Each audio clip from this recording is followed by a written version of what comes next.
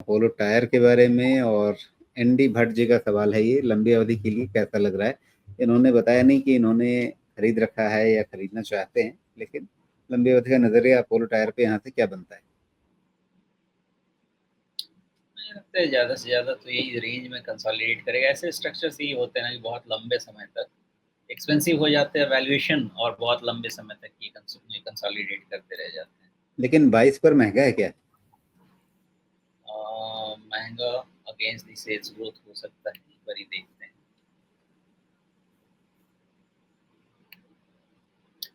अब आप ही देख लीजिए, 5% का सेल्स ग्रोथ है तो महंगा नहीं है। जब हम 8% 9% पे आईटी कंपनीज को कह रहे हैं कि तुम 40-30% का वैल्यूएशन मांग रहे हो, 5% के सेल्स ग्रोथ पे 22 तो महंगा होगा ही ना।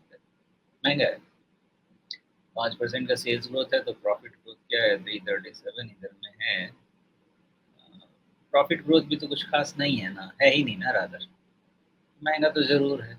इसमें होता यही है ना, बड़े लंबे समय तक बहुत ज्यादा पैसा बनता नहीं है, मतलब इक्विटी स्टेक होल्डर्स के लिए बहुत ज्यादा कमाई नहीं हो पाती है। ये भी जो रिटर्न है, this return is just because of the market is return, otherwise ये रिटर्न भी नहीं होता। जी, तो अभी यहाँ से 375 के आसपास से जो चल गया है एकदम सीधे, 100 रुपये अभी भी ऊपर है वहां से।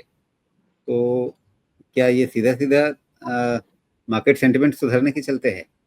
हाँ हाँ, उसके अलावा मुझे तो और कोई रीजन नजर नहीं ओके, तो काफी चाल बनी हुई है, मजबूत बनी हुई है। और आपके सामने शायद सिर्फ अगला ट्रिगर जो है वो रिजल्ट्स का है, क्योंकि मार्च तिमाही के नतीजे आए नहीं हैं। तो क्या मार्केट कुछ सेंस कर रहा है कि इस बार बढ़िया नतीजे आएंगे इनके। आता। ऐसा कुछ खास लगता नहीं है, कुछ खास लगता नहीं। हमें ध्यान सिर्फ इतना रखना है कि ये हो सकता है कि ऑल टाइम हाई की तरफ भी जा जाए और लंबे समय तक इसी में कंसोलिडेट करें। अब एक क्वेश्चन ये हो सकता है कि भाई ये 375 से 370 से अगर चला गया 570 तो 200 रुपया का मूवमेंट हो गया, एक्चुअली हो गया। लेकिन अगर ओवर लॉन्ग टर्म देखा जाए 2024 से लेके अभी तक का, तो इक्विटी शेयर होल्डर्स के इसने पैसा बनाया क्या, नहीं बनाया ना, वहीं पे तो घूम रहा है, रादर नीचे गिराया। जिसने 2024 में भी लिया होगा अराउंड अराउंड अराउंड फरवरी के आसपास, क्या उसका पैसा बना होगा, नहीं बना होगा। तो ऐसे जब रिलेटिव ओवर वैल्यूएशन में चली जाती है ना शेयर्स, इसी तरह का स्ट्रक्चर बनता है और लंबे समय तक पैसा नहीं बनता है। और अगर इसका अच्छा एग्जाम्पल रहेगा कोटक बैंक, उसको जाके देख सकते हैं कि अहेड ऑफ टाइम अगर वैल्यूएशन एक्सपेंसिव हो जाता है तो क्या होता है, या for that matter FMCG companies, वो सब आपको एग्जांपल बता दें।